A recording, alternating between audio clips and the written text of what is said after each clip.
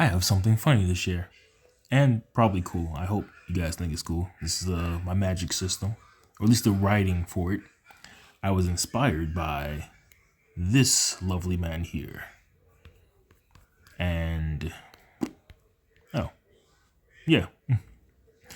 So, inspired by him, but I didn't want to go band for band on what he did because I do want myself to kind of feel unique. I did take that whole case system and the classification with school, level, area type, range, and duration, and the whole spacing. Pretty much depending on which one you are, the line will skip a certain space. For elements and whatnot like that, they'll only go about one. For For the level, it'll only go out about two. Probably should choose a different color now that I think about it, but it's too late now. Anywho, so yeah, it pretty much allows you to go ahead clockwise around this little circle of 8 because you're using a D8 to craft your own spells. Like you can make it from scratch, but it is random depending on your class and how you do magic and whatnot like that. You can kind of control it. You get about 3 without even having any levels in spiritual attunement, which is what you'll be using for casting and gathering motes, which is pretty much gathering mana. Motes is pretty much the particle for magic. So it's magic is kind of like a science in my world. So it's just another form of science. But yeah, so you gather your motes and you'll roll your dice. And each one of those numbers basically correlates on this little 8 starred circle. And you'll pretty much write it as such for class, level, area type, range, so on and so forth. Pretty cool. Love this guy. Been following him for a minute. He really helped me come up with something that I feel like is pretty cool.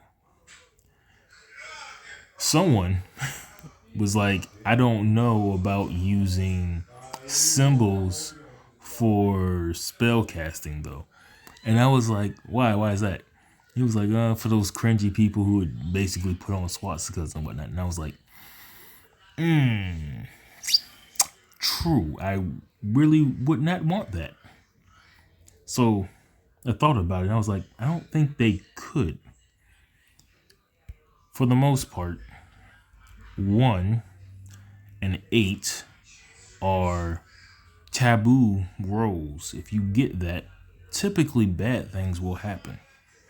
5 is a reroll.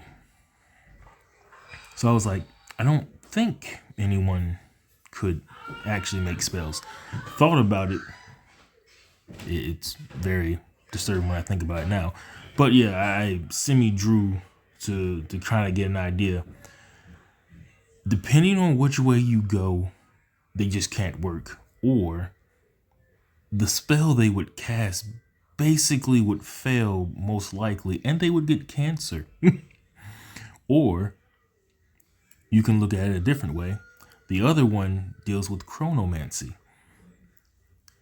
Because they have to basically roll a 5 to get it, they have to re-roll. So it's almost like the spell succeeds, but they're stuck in a time loop. You can't cast a swastika in my game. If you try and be cringy, you just die, or you just can't do it. I like that. It was just a happy coincidence. Anyways, if anyone does come across this, tell me what you think. I really do think this actually looks pretty dope. And like to see it in the spell book would be pretty awesome as well. I'm kind of thinking I want to try being that I am not an artist at the moment, yeah, I do kind of want to try to write out some other ones and whatnot. The circles are pretty much supposed to be for when you're using these very dangerous little dudes.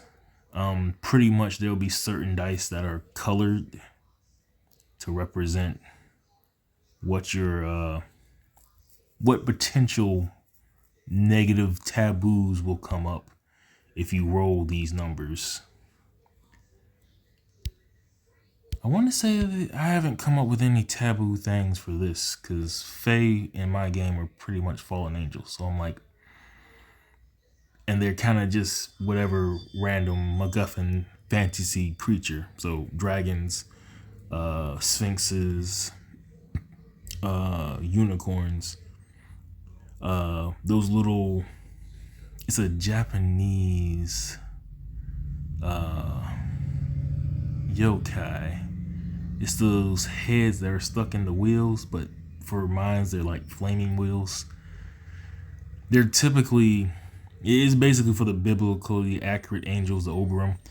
They're basically like the heads in the sky that pretend to be God type situation. They're technically playing gods. So yeah. But yeah.